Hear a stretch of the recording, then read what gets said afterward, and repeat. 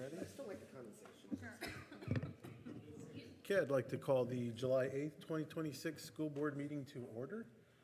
We have 7 board members present, but if you're not seeing one of the faces, Lillian is available by phone. And that's going to bring us to item 1B, election of board president for the 2026-2027 year. I nominate Jamie Reaver to be board president for the 26-27 school year. I would second that. It's been moved and seconded. Please cast your vote.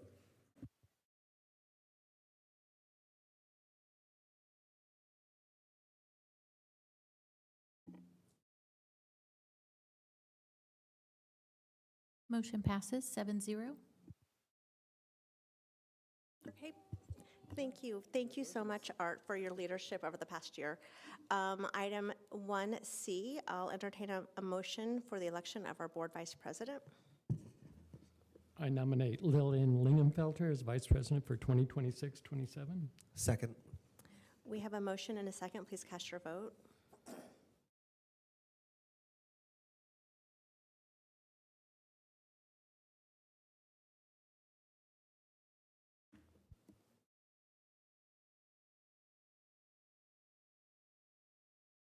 Motion passes 7-0. Thank you. And I would really like to thank Art and Leslie for their leadership. You both, decided that you would come back to leadership to help with the transition of David as our superintendent, and I just really appreciated all the leadership you've provided us. So thank you.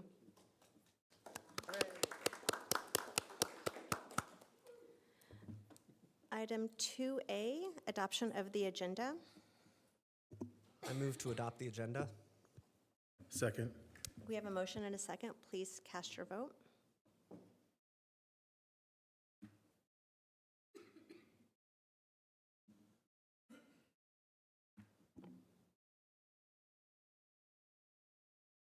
Motion passes 7-0. Thank you. Item 3A, public comment. Casey, do we have any public comment this evening? We do not. Thank you. As a reminder, public comments will be allowed with a duration of 3 minutes per speaker to be timed by the board clerk, and speakers must sign up for an in-person public comment by 1 p.m. the day of the board meeting. And we'll move on to 4A, the consent agenda. The items listed on the consent agenda are those for which the board has received information in advance and have been thoroughly reviewed. Approval of the items may be made by a single motion, second, a majority vote with no separate discussion of any item listed. Should a member of the board desire to discuss any item at the request, it will be removed from the consent agenda and considered separately. What are the wishes of the board? I move to approve the consent agenda. Second. Thank you. We have a motion and a second. Please cast your vote.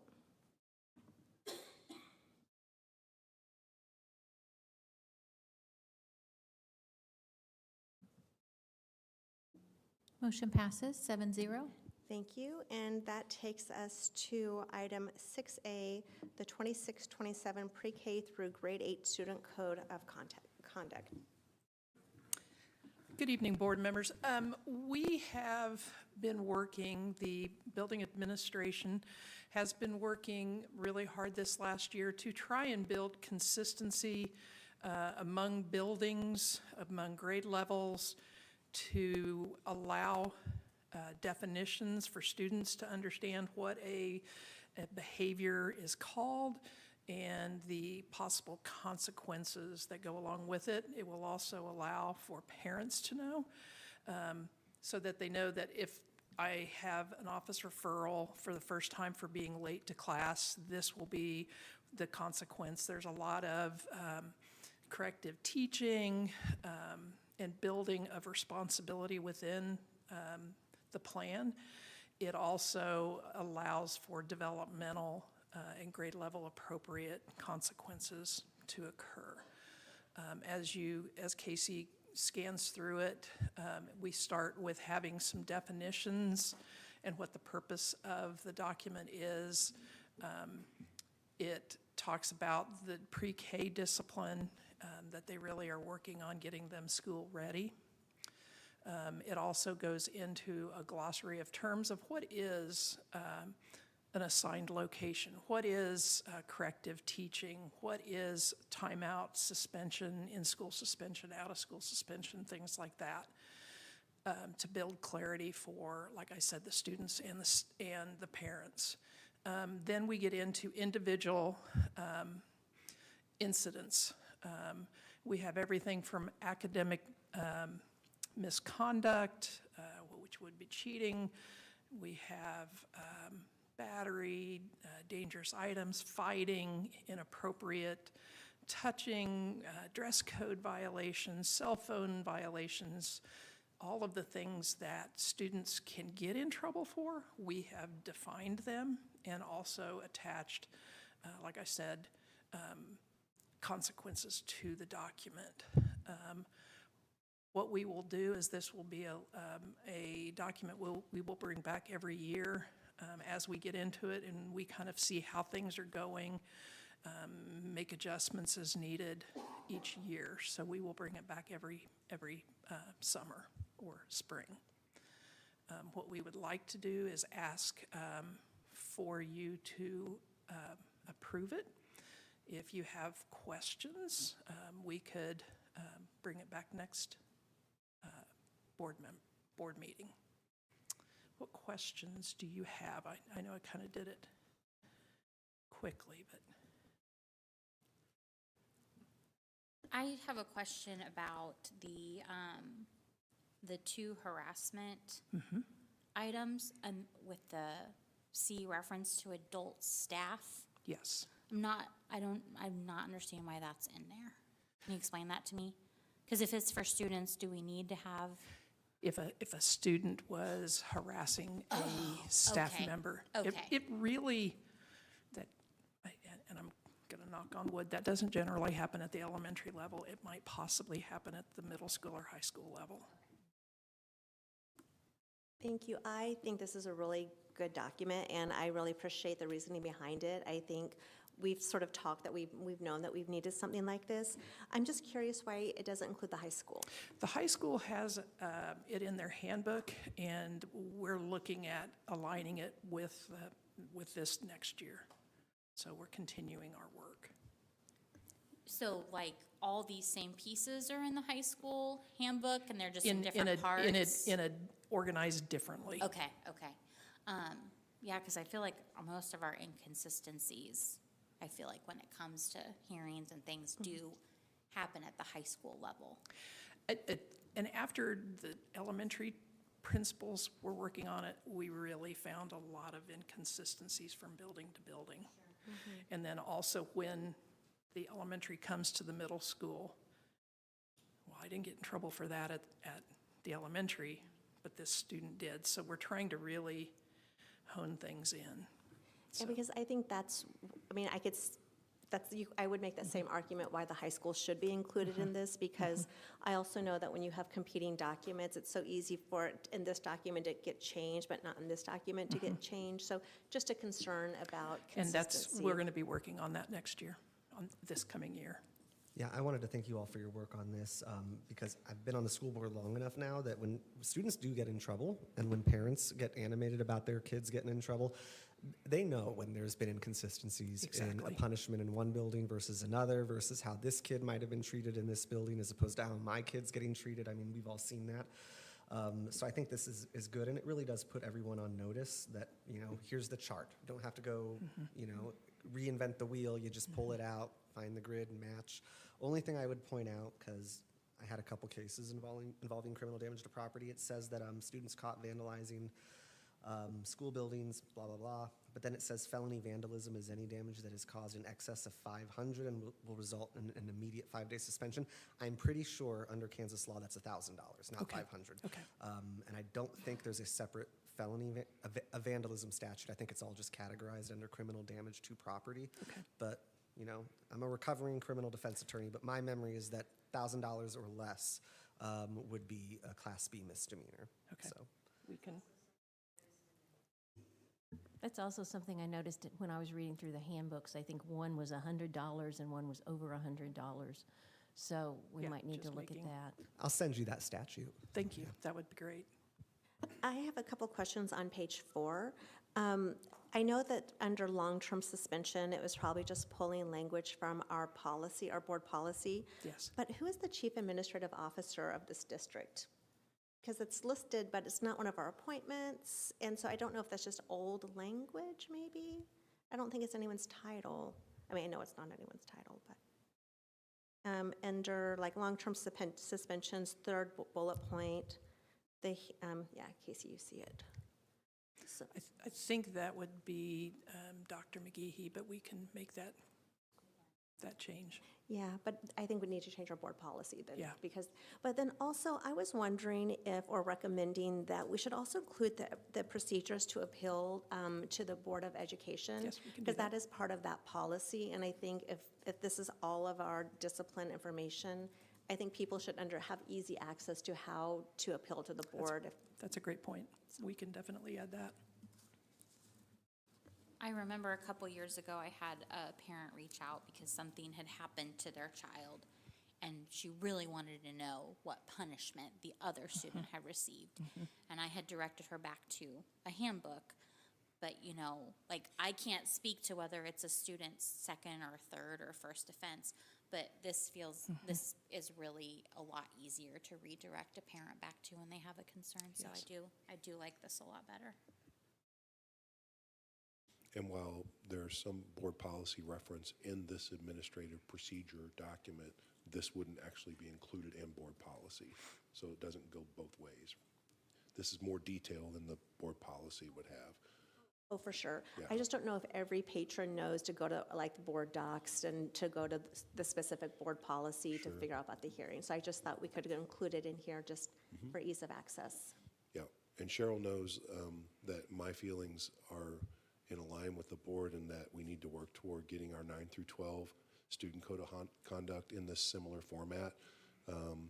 Tonight you'll be looking at first read on handbooks, and basically their student code of conduct is outlined in pages 13, 14, and then there's quite a bit of text included with that in the high school handbook, which would be what they have versus what we're looking at here.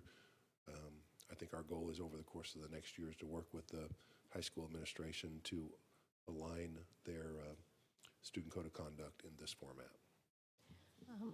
I was wondering if this will be included in the handbooks at each level, this code of conduct. It will be on the website, just Yeah, like on the all web, the okay. handbooks. And in reference to the high school, I see the high school kind of as a different entity because of the age of those students. Sometimes consequences need to be different for the high school students than they do for the pre-K through middle school. And that would, that's where that maturity level comes into, developmental level and things like that. So, yeah.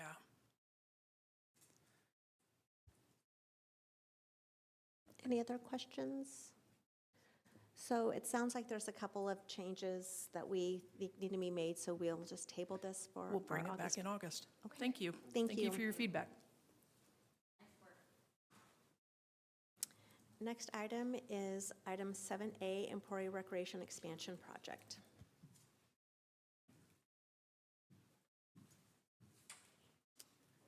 I got my notes so I don't go too long because I think I might hear about it later if I take too long. So good evening, Amanda Gutierrez, the director of the Emporia Recreation Center. And with me tonight I have Bruce Becker from BG Consultants. He was hired by the committee in June of 2024 to kind of help facilitate the project. So I want to thank you first for giving us a few minutes to come talk. USD253 has definitely been a very important partner in recreation for many decades for us. So thank you for that. So first slide, I only have 8, and the first and last one don't count, so I really only have 6. I really wanted to start with the why. Why did we even need a steering committee?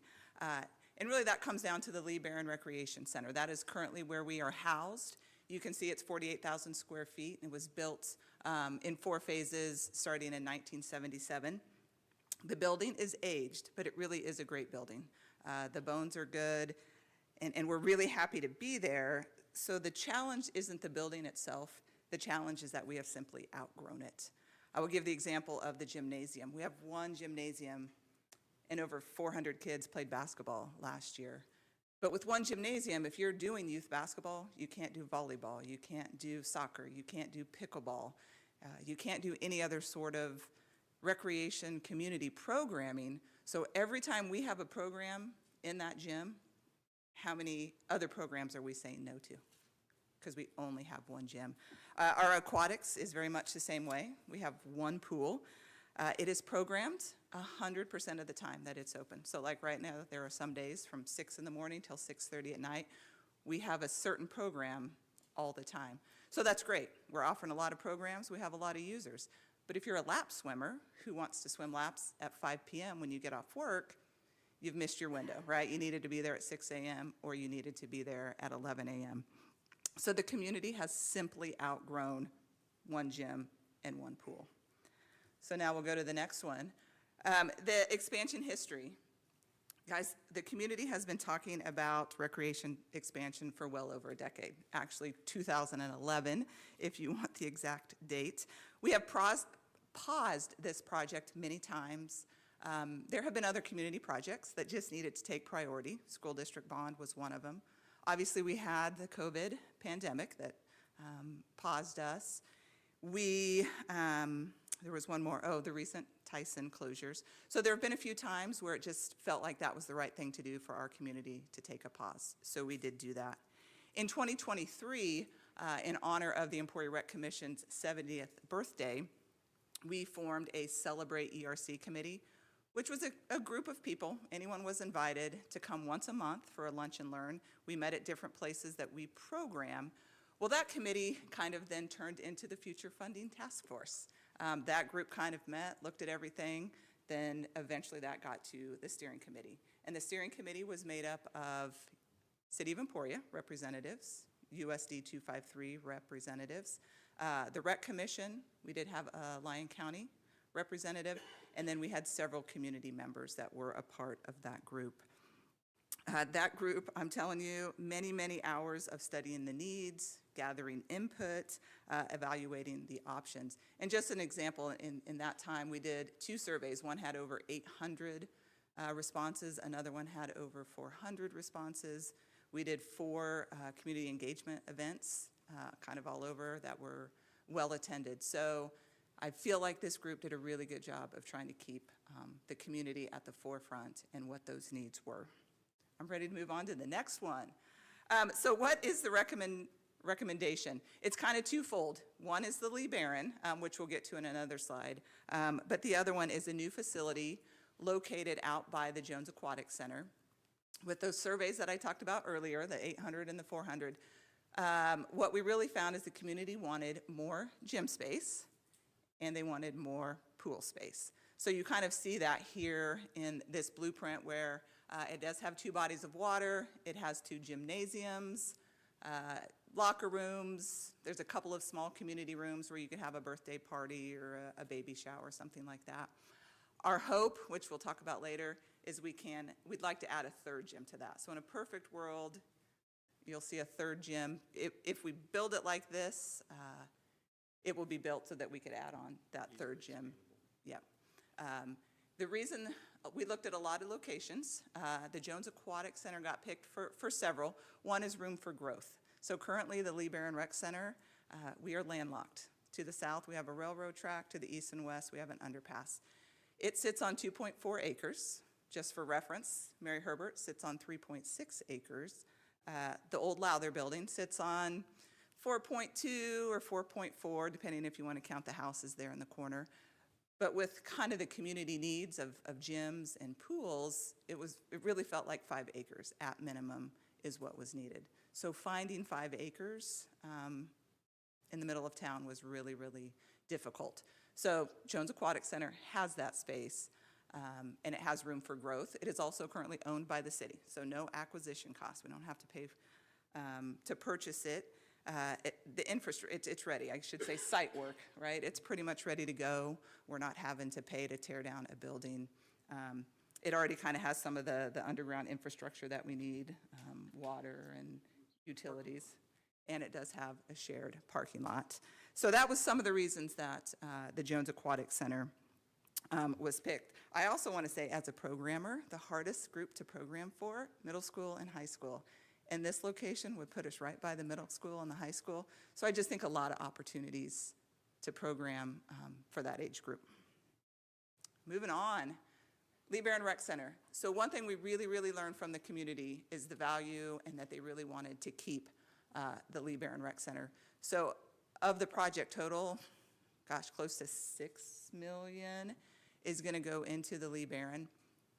There's kind of our blueprint right there, kind of where the pool is. So the pool, the aquatics would move out to the new facility, but that would become a larger fitness room. We'd have update the community room. It just would get some refresh on the interior, the exterior. A lobby, I know a lobby seems silly, but right now our front door leads to nowhere. And if you come in our back door, it leads down a long hallway. It just doesn't feel very welcoming. Admin offices would stay there, fitness room stays there. So everything that we have would stay there.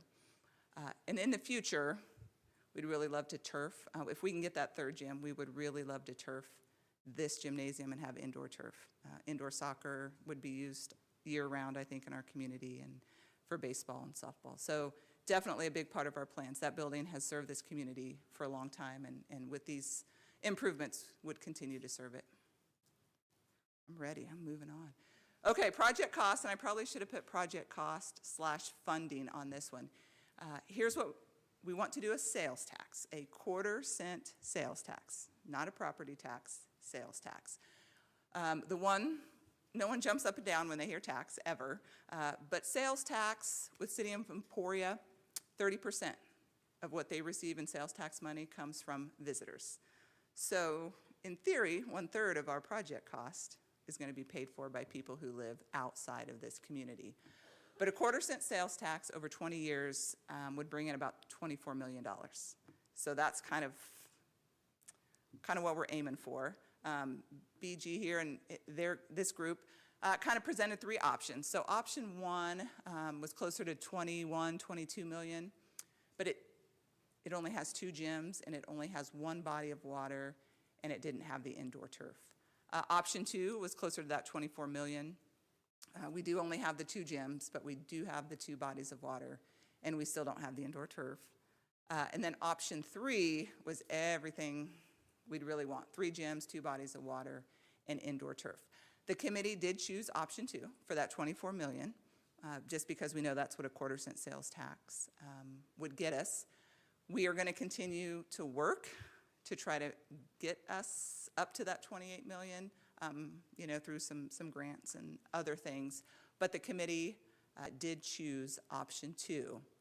And again, it would be funded by a 1/4 cent sales tax rather than property tax. And I really want to throw in, this will go to the city commission, but their sole job is to put it onto a ballot. Whether this happens or doesn't happen, that's up for the voters to decide. So this is kind of the final recommendation. The steering committee met on June 9th, and you can see there the total project budget was at $23,960,000 and some change. The funding recommendation is that 1/4 cent sales tax. They would like to put it on the ballot for November 3rd for the 2026 general election, and it really is allow Emporia voters to decide if this is kind of worth that 1/4 cent sales tax. And I'm going to close. That's it. You can go to, I got a questions one up here, but I really do want to thank the steering committee. I think I could say they put in hundreds of hours. I don't think that is a stretch, but they really have been studying this project. They have listened to the community feedback. They have evaluated multiple options. I really, truly appreciate the partnership between the Rec Commission and the school district, and I want to thank you for allowing us to come do this update. I'd be happy to answer any questions or put Bruce on the firing. I just want to say thank you for all this work, because I know every age group in our community uses the rec center, and so it's a vital importance. The original plan was it to have 6 gyms? The original plan was about a $46 million project. It only had 3, it was all in one site. And its square footage was probably closer to 98,000 square feet. It did not have 6 gyms. It still had the 4 gyms, but it also had indoor turf. And I mean, if we're being honest, it was, you know, when you're sitting there with the architects, they're like, hey, pie in the sky, what do you want? It had a really nice lobby area, a walking track to die for as a runner. So it had a lot of really, I don't want to say fancy amenities, but it had a lot of amenities that we have since cut back on. Sure. And I understand why. I was just wondering if it would have been more like the Y's in either Newton or El Dorado. And also then, how much more of a sales tax would it have cost for that? Yeah, so again, we know that 24 million, or a quarter cent sales tax is 24 million. So if we originally talked about a half-cent sales tax. Okay. So that's going to double that. I mean, that gets us closer to $48 million. You know, I've been to many of the Farhas and things you're talking about. Ours, it's really a balancing act. This is a community rec center. We are building it for the community. But I'm not going to lie, youth sports, it's a billion-dollar industry. So if we can tap into a little bit of that, Right. when the community's not using it, we're silly not to, and try to have some tournaments here quite a bit. Right. Thank you. Yes. I would just say that as board members and others that are here, we know how much our buildings are being used after school for team practices.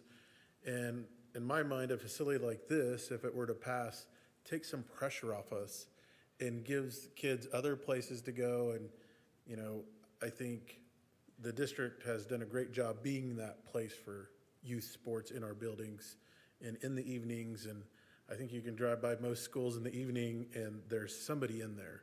And so our schools aren't just kind of 8 to 3 or whatever, we're like 8 to 10 or something. And so I see this as an opportunity to kind of give our facilities a little bit of relief instead of that constant use.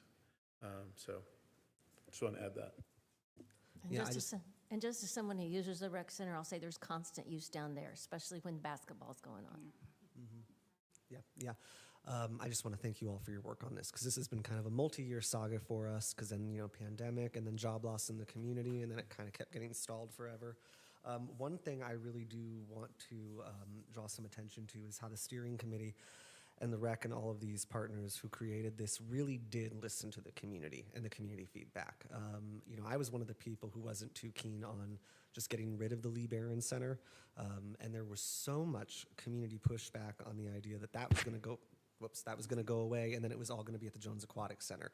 And there was a lot of concern from folks who were, I think, a little upset or had some trepidation about, hey, are we removing this area from town, and these people are going to be left out if they don't have transportation or the means to get to the rec when it's over on the other side of town. And to my frustration, I think there's still a lot of people in the community who misunderstand this project and still think that the Lee Barron Center is basically going away, and the new center that we propose at the Jones Aquatic Center is going to be permanent, and that's it. I mean, we even had one person give public comment where they basically insinuated that a few meetings ago, and then I kind of had to correct them afterwards and say, yeah, that's not what we're doing. The building you're in is actually going to stay. And I think that's really important for our community. So I just kind of want to throw out there that, you know, I don't think it's fair for anyone to say that we didn't listen to the voters. Ultimately, it's going to be their choice. Nothing's set in stone. But this really is a question of, do we want to invest in our community and create room for growth? Right now, that building, Lee Barron, is kind of, I don't want to say bad things, but it needs some work, a little It's makeover. dated. It's dated, it's aged. It's showing its age. I mean, you walk in and you can smell the pool in a way that smells like, this seems like an old building, you know? That's chlorine doing its job. Go on. It is. It's working hard. It's working hard every day.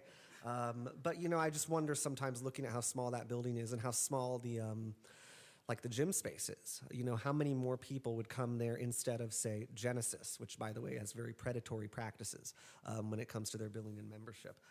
But there really isn't a lot of space there. It just doesn't have the room for growth. And so we really have to think as a community, are we creating room for growth for the next 10, 15, 20 years? Or are we okay with being stagnant? And I think a quarter-cent sales tax, frankly, is pretty affordable. I think that that is a very equitable way to raise that money, because it's not all just coming from people who live in the city limits or USD253. It is going to be the entire community, which also means the people who live outside of the city and the county who use our services are also paying into it. It isn't just shouldered by one group of people. And I can't even imagine the amount of money that would raise during Unbound Gravel and Dynamic Disc Golf alone. So I think this is a good project. You know, I would vote for it if I lived in the city limits. I don't. So I don't actually get to vote for it, but I think this is really important, and I really hope it passes, and I hope we create something new for the community. Thank you for everything. Thank you. And I'll just, let you all know that I've been sitting on the steering committee for a while, for years, for like a decade. No, but for the last 2 or 3 years. And, our meetings have been tough. They've been tense. We've had really hard conversations.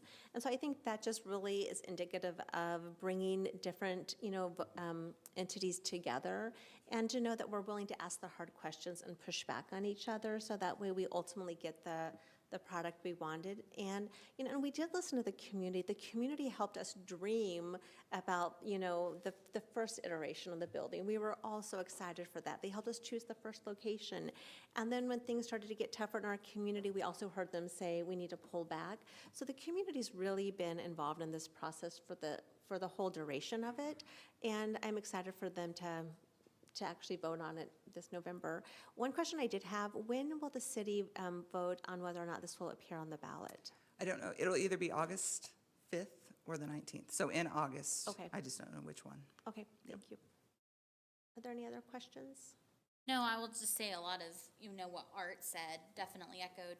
I know, Amanda, you were on the Facilities Usage Committee, and that we spent so much time, Josh can attest to that, trying to just really, because we are partners, right? And we want spaces for all of our kids, and not just Emporia kids, but all of the kids in Lyon County, and people who come to see us, and a chance to maybe make a little bit of money. Especially, I'm so disappointed that we're not going to have state basketball anymore, right? But maybe we can bring something else in. So it'd just be really nice to have more gyms in our community. Yeah, I'm so excited about the idea of it possibly being at Jack. Because then you've got Jack, you've got the high school, you've got the middle school, and just 3 great facilities right there that can really support each other. Thank you. Thank you. And I think your slide length was perfect, so excellent job. Can we put that in the minutes, please? It is. Thank you. The next item on the agenda is 7B, board reports. Jeremy? Yes, the Emporia Rec Commission met on June 15th, and we really didn't have a lot of substantive stuff to report. It was mostly pretty general business involving insurance, changing a meeting date, voting to exceed the revenue neutral rate. We updated our tobacco policy, and then I think you guys kind of heard the rest of what's going on with the rec, so I'll leave it there. Great, thank you. Does anyone else have anything to report? Okay. Item 7C, appointments for the 2026-2027 school year. There are several annual appointments that the board must make, and this is the agenda item for that to occur this year. Those include things like the board clerk, the treasurer, school attorney, truancy officers. If you click on the link, there's a document, 2 or 3 page document there that will list all of the positions that need to be appointed and those individuals that you would be approving with your vote tonight. Thank you. Any questions? I would just say if everyone has had a chance to look at that list, I would move to approve the appointments for the 26-27 year as submitted. Second. We have a motion and a second. Please cast your vote.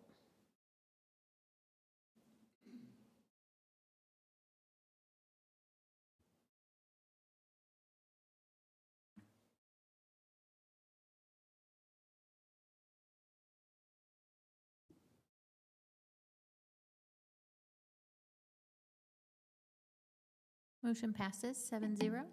Thank you. Item 7D is the home rule resolution.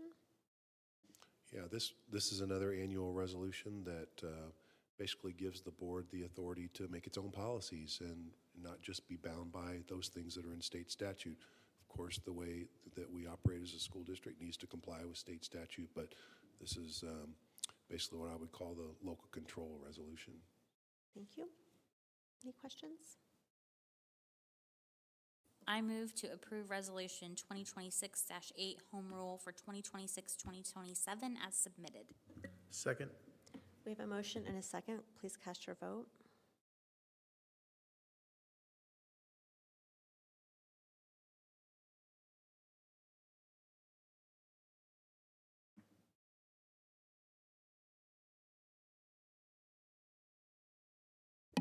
Motion passes 7-0.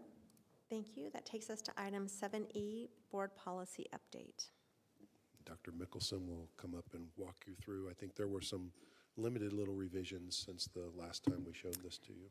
Yeah, there weren't any revisions on the very first one that we have for the, let me pull it up, sorry, for the staff online activities. We did have a revision for the next one for the cell phone, after the cell phone bill came through. And we did have wording in there that it was securely stored away from the student's person in an inaccessible location. And we're switching that to be to powered off and stored away during the school day. There's been a lot of discussion, a lot of statewide discussion on this, and we really feel like this will allow for our buildings to assist with this and not have to radically change anything, not have to go out and spend a lot of money on things like pouches or that type of thing to be able to get through the school day. Thank you. As KASB continues to advise us on that, are they looking toward the next legislative session that they may iron out some of the details that we're not as sure about? I'm going to let Dr. McGehee take this one. Yeah, KASB and also, USA Kansas Administrators Association Group, all working with legislative leadership, discovering that a large percentage of the legislators did not read the final version necessarily of the bill close enough to see that some of the specific language that was going to cause the unfunded mandate to occur was in there. And so everything we're hearing is that there'll be an attempt to clean that language up in the next session. And, we're being advised not to spend a lot of money trying to meet the letter of the law here, that as long as we have a policy and we're enforcing that policy to ensure that students aren't using their cell phones and other electronic devices during the day, we will be in compliance. I do have some concerns about how this is directed toward our certified or our licensed staff, because I know in the licensed handbooks, they are encouraged to have their cell phones in case of emergency. If they're stored away in a locked desk drawer or something and you have to go outside for a fire drill, or if you're taking a group of kids out on a science expedition out behind the middle school or at a playground, I'm just concerned about safety there. Staff can still have their phones. This is for students. Okay, well, Students I saw students, but I thought it alluded to the fact that district employees, including but not limited to administrators, classroom teachers, and so that's why I thought that perhaps it applied to staff as well.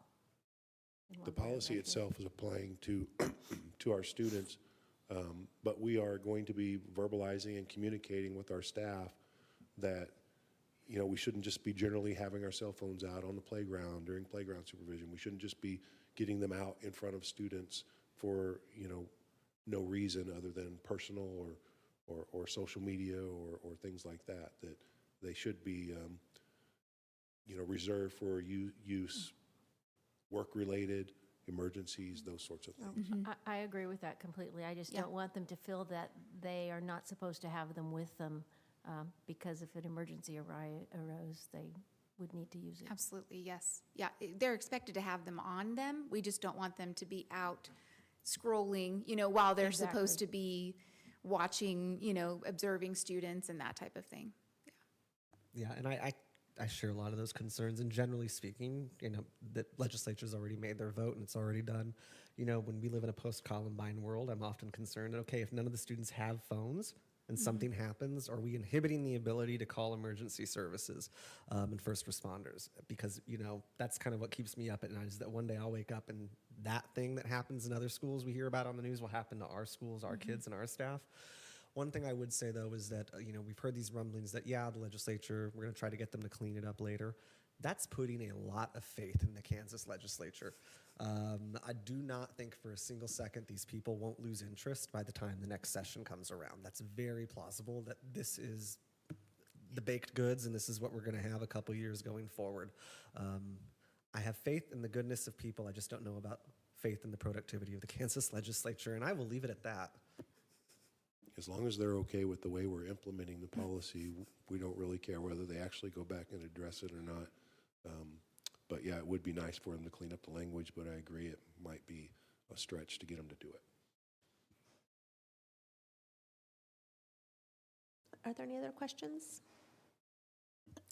I move to retire board policy IIBGC and to adopt the revised and new policies IIBGC and JCDC as submitted. Second. We have a motion and a second. Please cast your vote.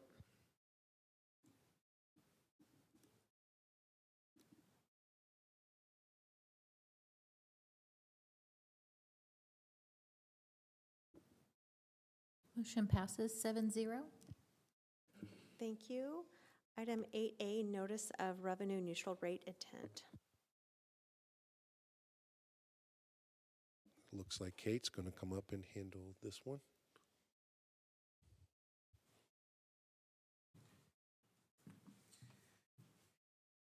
This notification is the first step in our budgeting process, and it's simply something to notify the county so that they can get their mailings out to staff, whether we intend out to the surrounding areas, whether we intend to exceed the revenue neutral rate, and it sets our max mill rate that we can use. We can adjust, we only have 2 that really are flexible, but we can adjust those as long as we stay under the mills, the total mills listed on the notification. And so at this time, we're asking you to approve this notice so that we can exceed the revenue neutral rate and continue our work on getting the budget ready for you. Thank you. I'm going to put you on the spot to help me understand once again the revenue neutral rate and what that means. In part also because I want people at home and maybe in the media to be able to hear it and report it. The way I've understood it is we tax and we support the schools through mills. And then whatever we've raised, is it the last year? That becomes what is considered revenue neutral. But because property valuations fluctuate and your house constantly is apparently appraised more and more each year, even though I've looked at my property value and that house ain't worth that much, but okay. Then it means that we have to vote to exceed the revenue neutral rate, but what we're really doing is voting to acknowledge that property rates fluctuate and therefore more money comes in even though the mills stay the same. So yeah, so that is correct.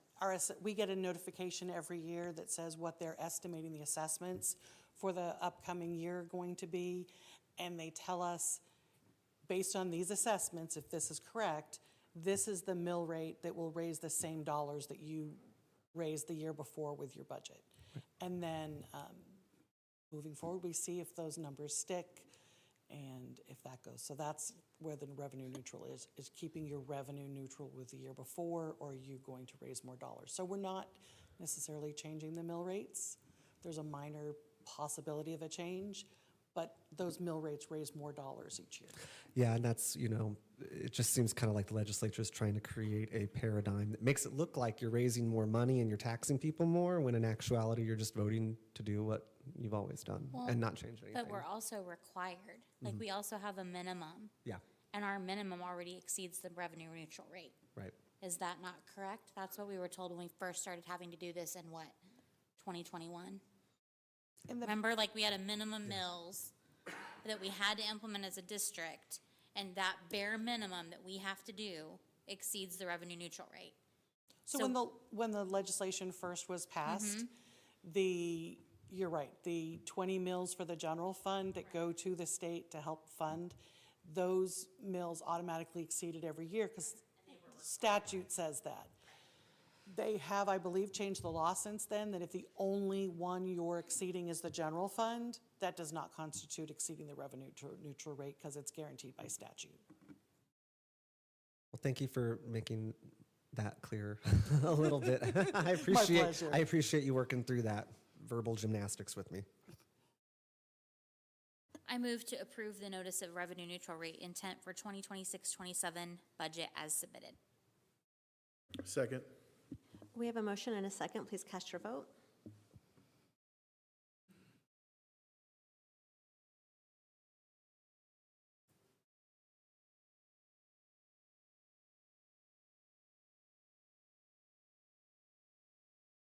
Motion passes 7-0. Thank you. Next, we're on to item 8B, to consider approval of the tentative agreement and negotiated agreement for licensed professionals, administrator salary schedule, classified exempt salary schedule, and classified salary schedule for the 2026-2027 school year. So we are at that time of the year, we get to approve IBB results, and that had six sessions, I think the group met together. Several documents that are in the agenda today. One includes the tentative agreement is the summary of all the changes. As we scroll through that, some of the kind of follow the conversations that took place, but that is organized more by, there would be some committee recommendations, there's some negotiated agreement changes themselves, and then some of the compensation changes. So I will clarify work time to PLT time. That was several conversations around how to balance compensation, knowing that we did have cost containment. However, there was a desire to go up more than what we really could afford from a financial standpoint. So this was a way to provide a benefit to staff by changing how they use their time. So work time has more flexibility for a teacher than PLT time. However, at the same time, PLT is the professional learning time that provides a lot of the training that teachers receive. So that became part of the negotiated agreement by changing that. I think there's 13 hours that shifted from PLT to work time.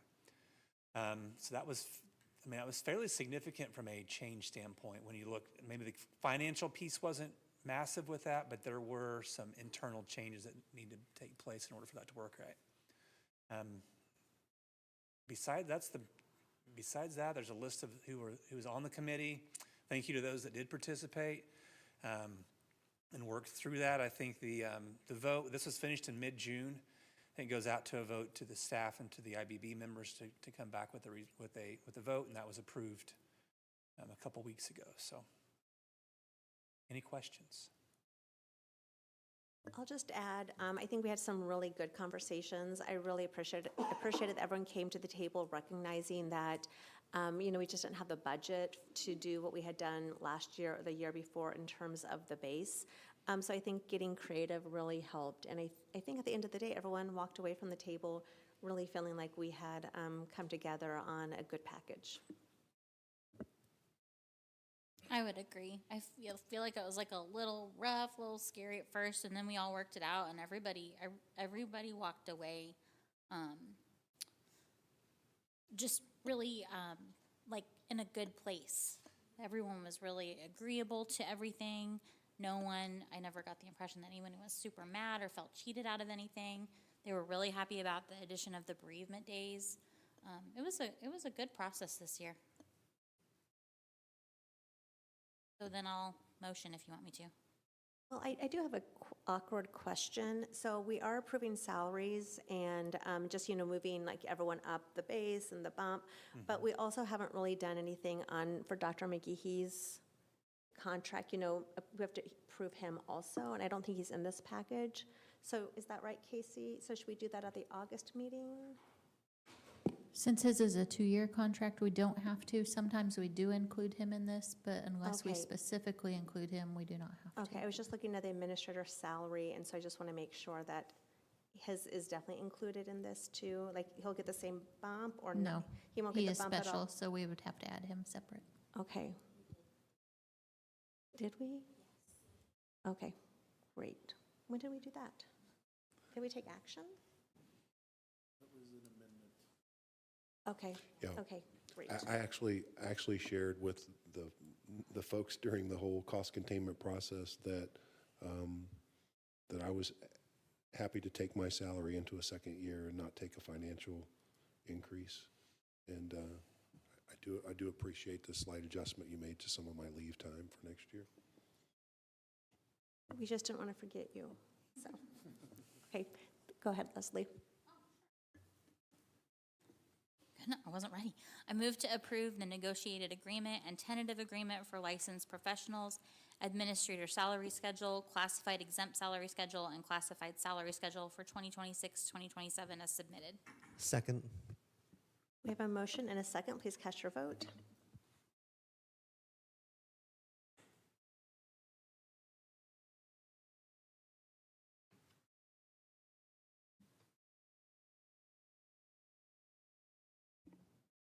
Motion passes 7-0.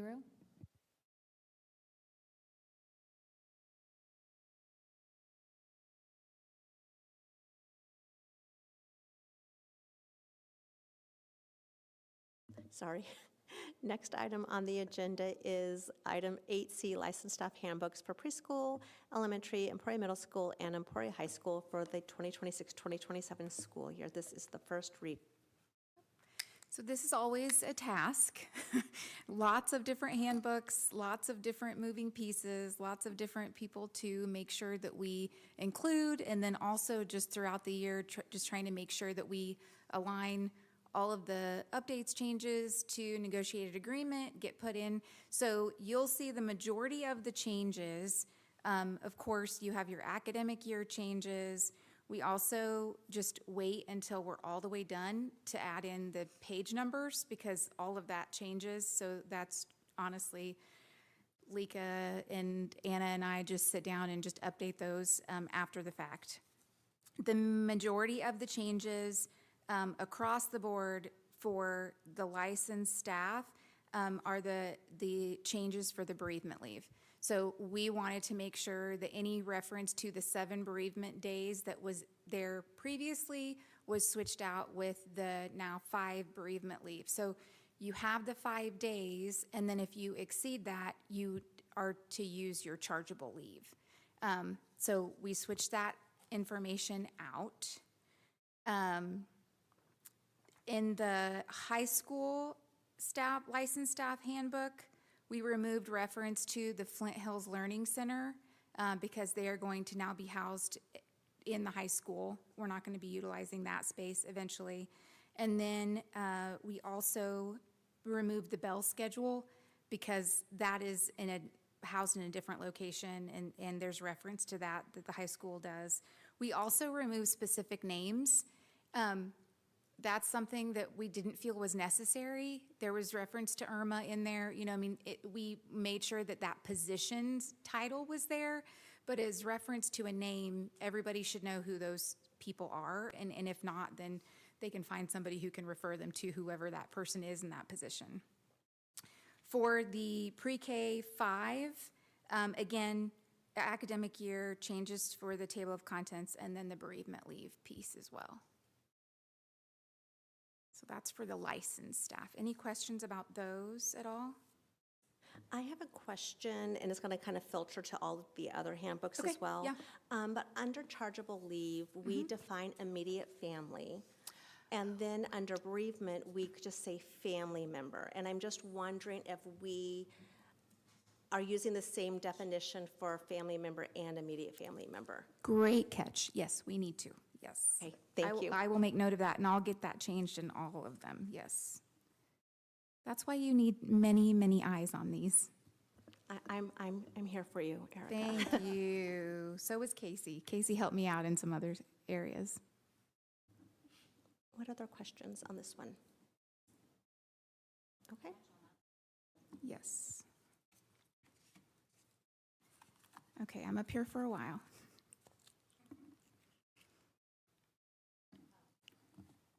Okay, ready for the next one? Are we ready for the next one? The student handbook changes for 26-27, first reading. Okay, so student handbook changes. I'll start with the middle school just because they're on the top of my list.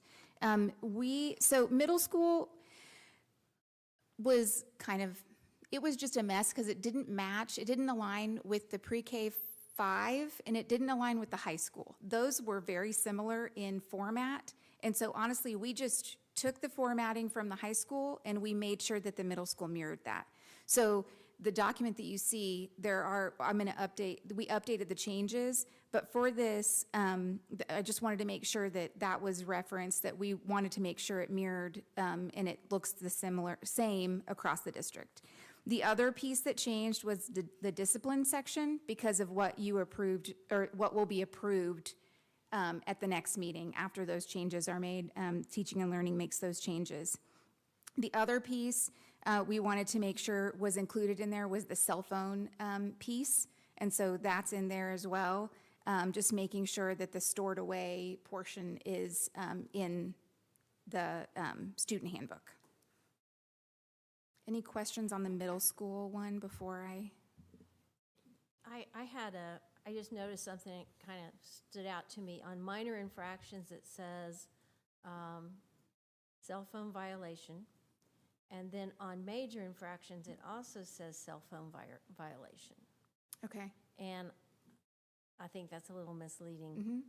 So- I can ask, I'll put that down and get with Mr. Burns and just make sure that we have that Right. correct. And the other thing, just we need to make sure that we get the assistant principals for each grade level put in there. Okay, thank you.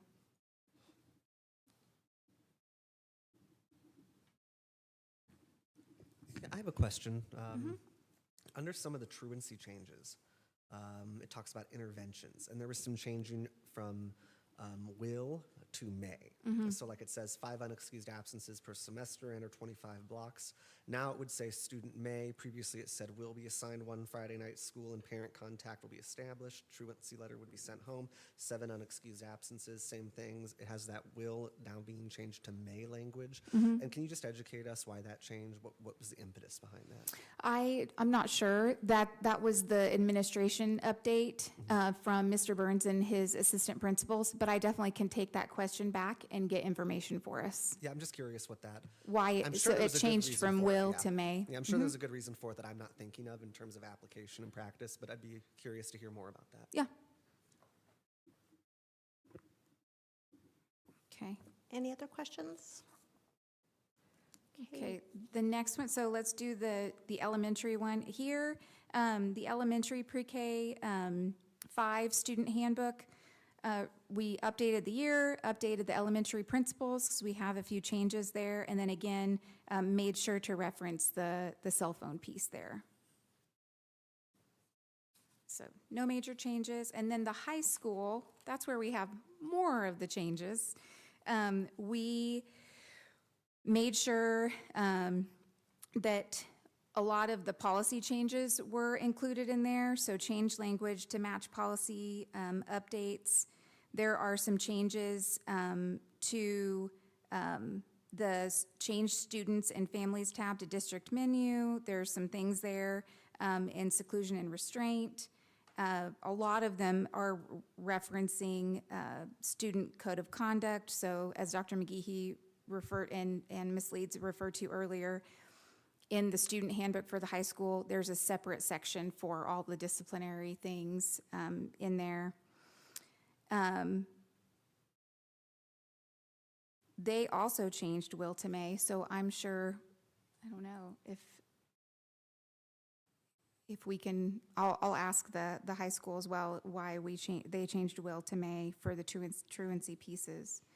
I'm sure they're looking at, are there times or instances that they're recalling where they needed to use some flexibility? And they're trying to provide themselves that flexibility. That's what I but wondered it's No, good I to clarify really that. expected Jeremy for you to be like, well, will means you have to, may means you Yeah. can. So I was like, why are you not just telling us your legal opinion on that one? Because may gives you the flexibility. It does, but I also wonder, if you're going to have those situations where one parent's going to say, "Hey, my kid was treated this way. You had flexibility over here not to do it this way," and then people get really saucy and fussy, right? When we talked about the discipline pieces and the consistency, I can see that. Right, and I'm sure there's a good reason for it, so I'm not trying to harp on it. I Yeah. just want to be educated. Absolutely. Yeah, you still have to be consistent, even though you may be allowing yourself some flexibility. You have to identify if these are two like situations, they should be treated the same.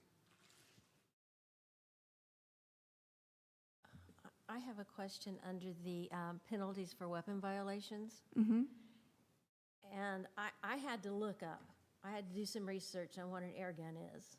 Yes. But I'm still not sure why a student would need to have an air gun at school and what kind of supervised activity requires the use of an air gun. So I need some clarity. I don't know why we would have an air gun at school. That is a good question. It just kind of bothers me, a student walking around with anything that resembles a gun. Yeah. Well, and we have had situations where Nerf guns have been brought to school before, and there has been a consequence. Right. Doesn't that have to do something with the state passed that, like, you could do hunter safety and stuff at the high schools? Remember that a You couple years ago? can. So I wonder if it's related to that and if it's from state statute that you can have air guns. Yeah, I don't like it, I don't think we have a but- hunter safety program though no, at our but, school. but we Could. could, and they want you to. Yeah, Remember that's that? This bothers me. It's to have definitely this in not, here. it's definitely not stating that a student can walk around with an air gun. Right. But if it were a part of the curriculum where an air gun is being used under supervision, that's what it's saying.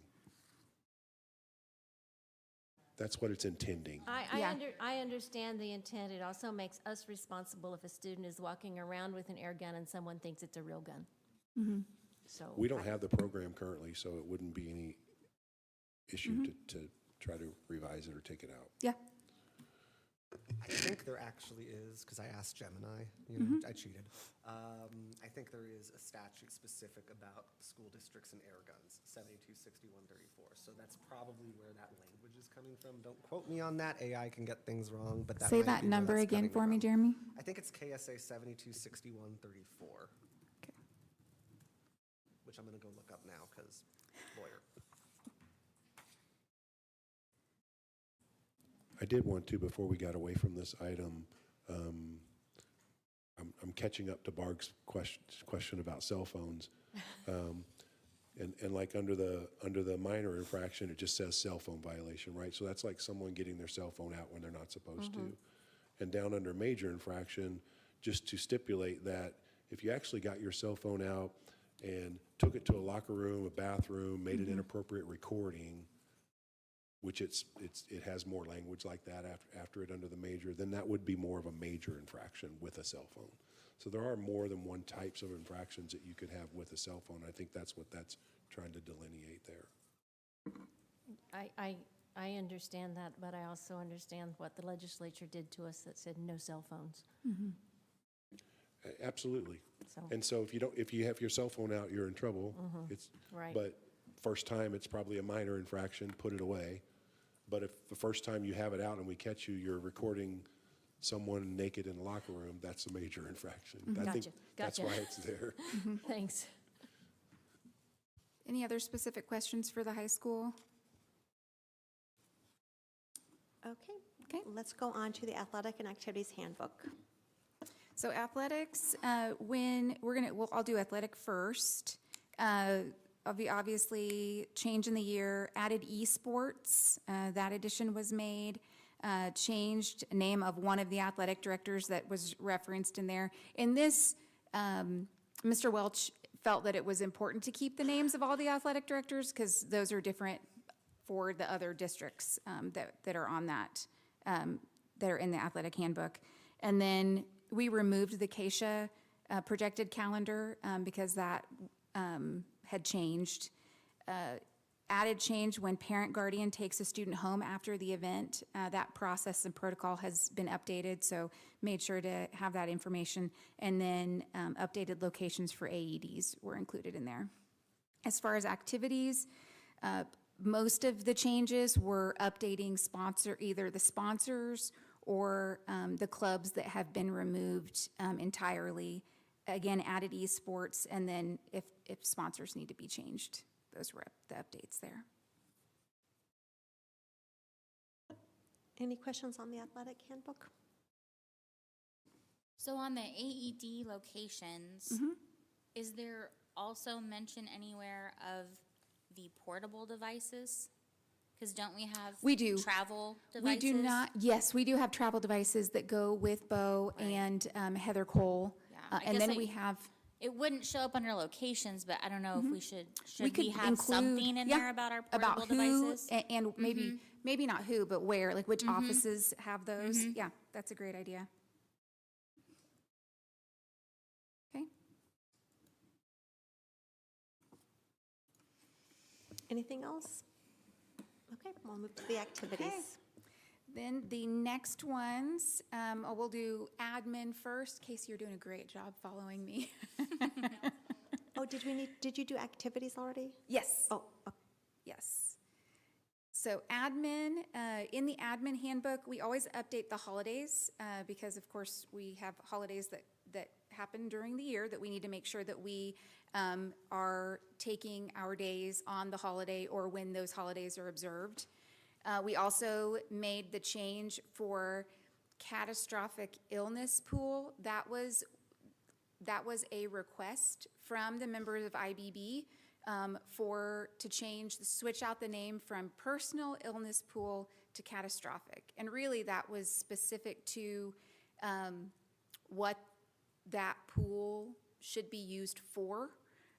There had been confusion from some members of our licensed certified staff of when they could use that pool. So nothing else changed with that, just the name. And then, of course, we updated the bereavement leave information. And then jury or witness documentation, we wanted to make sure that if a administrator is called for jury or witness, that we can ask for documentation if necessary. And then on classified, we had made reference to, there was reference to the classified evaluation. That classified evaluation has not been updated in many, many years. And so that is part of our HR department is really looking at that to see if there's a different tool that we could utilize. And so we took the picture of that out, making sure that we could reference that or change that and update that in the future. Information about work agreements, that information was on there, just a little language change there. Information about work day and outside employment, leave and time for timesheet additions was included. Job abandonment language was updated, and then staff uniform language was also added. And then the rest of the information was the same as the information previously. I have a couple questions on this one. Yes. So I'm going to start with staff uniforms. I noticed there's a line that says district-issued uniforms should only be worn while performing district duties unless otherwise authorized. Would that also, would name badges also, fit into that category? Oh, yeah. I mean, I was just wondering if that's something that we should think about adding as well, because sometimes people are out, and when you have the badge on, it does seem like you might be doing activities as an employee. I would more so agree. than just wearing a shirt with, our name on it. Yes. So add, not only have the T-shirt or the shirt or uniform, but also the badge. Yeah, I think, it was, raised to me a couple of times, and so I just thought this could be a good place to maybe add that in. And then also, I think I'm just curious about the first line, which is employees required to wear district-issued uniforms shall comply with dress and appearance expectations established by their administrators or supervisor. That seems pretty generic. And so I'm wondering if that language needs to be tightened up a little bit. I know that there's the personal appearance, right below it, but it just feels, it feels very vague to me. Do you have any recommendations? No, No? I don't. Okay. Yeah, I know. I don't want to have to bring this back now. Right, no, I was just thinking, what does that mean? Sure. And so, I mean, whenever you have different supervisors, different staff throughout a big district, it could be interpreted differently, and so just, again, consistency across all at departments is really good. We can so- tighten that up. Do you mind if I maybe shoot it to you just Oh. to take a peek at? Of course, Okay, yeah. okay. But it just, for me, it just seemed a little vague, so. Anyone else have questions about that section? I wonder if you could just say established by the professional appearance policy. Yeah. I mean, does it really have to reference a person, or can it just reference a policy? It could just reference the policy itself. I think that would be easier.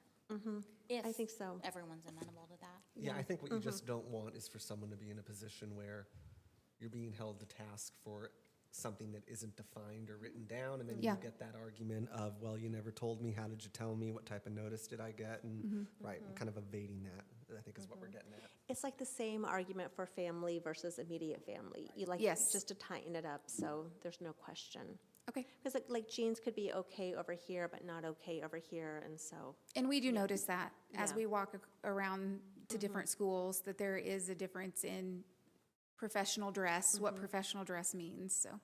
yeah. Okay. And this is just a curious thing, on the calendar, what is like Christmas, additional day 1, Christmas, additional day 2? Like, what does additional day mean in the context of like your calendar? I'm looking over here at Kate.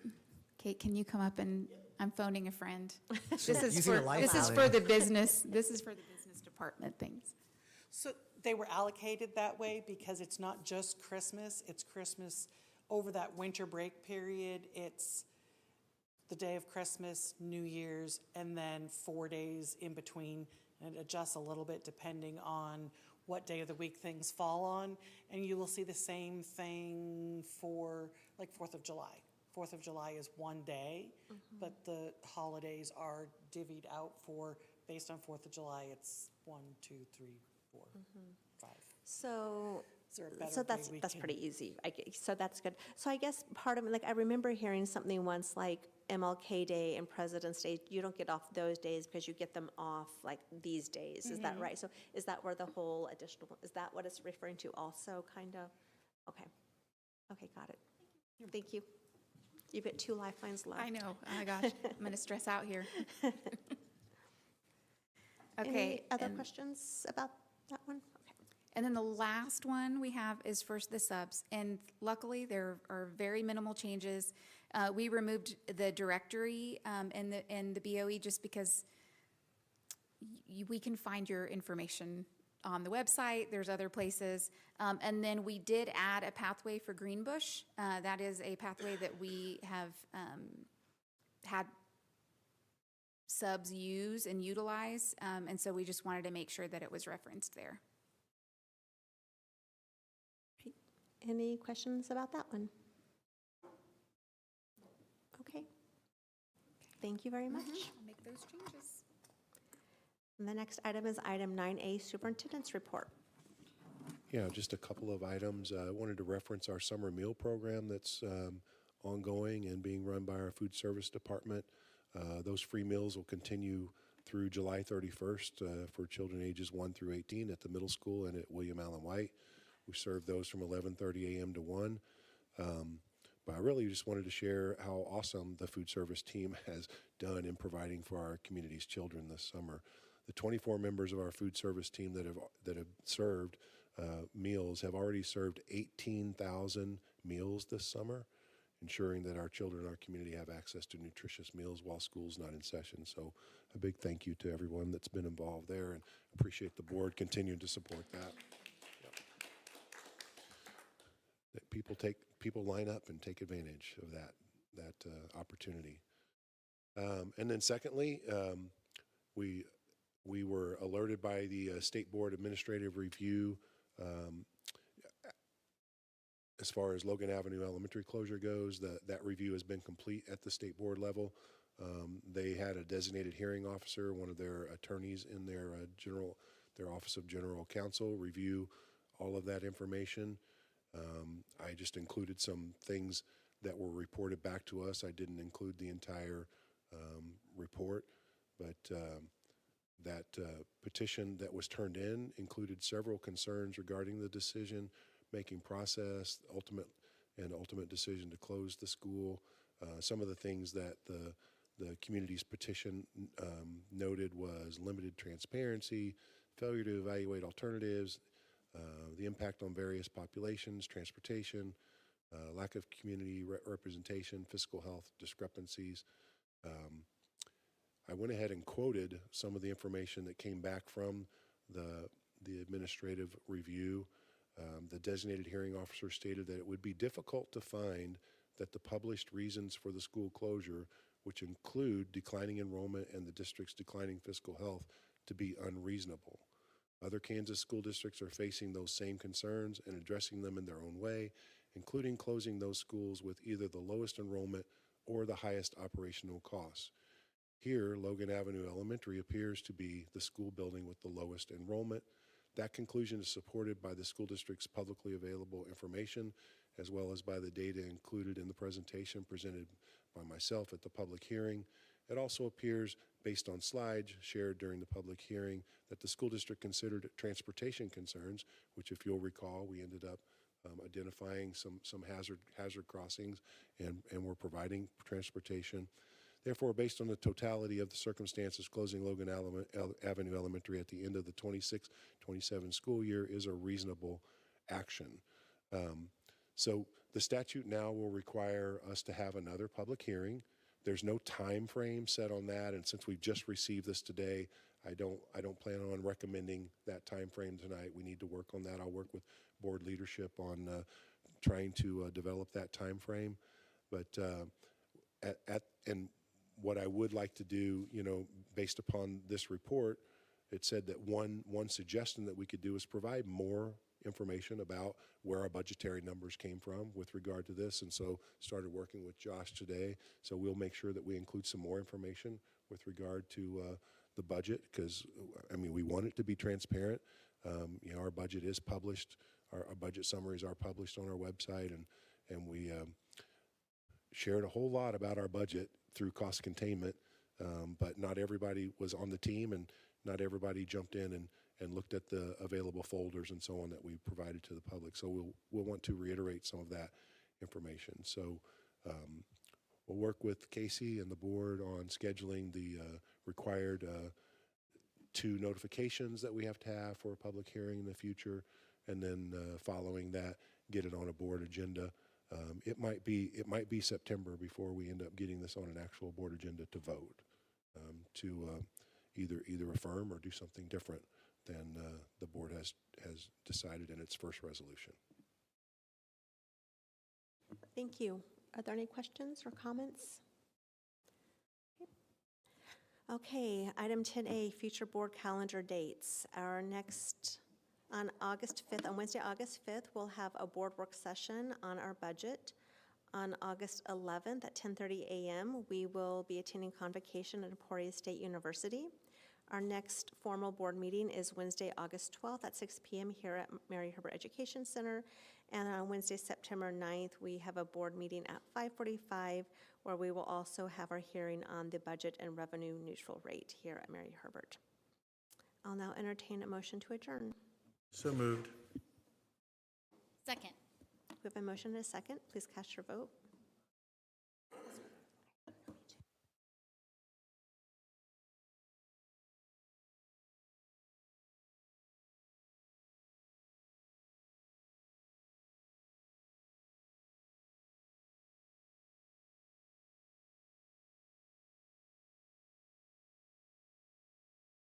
Motion passes 7-0.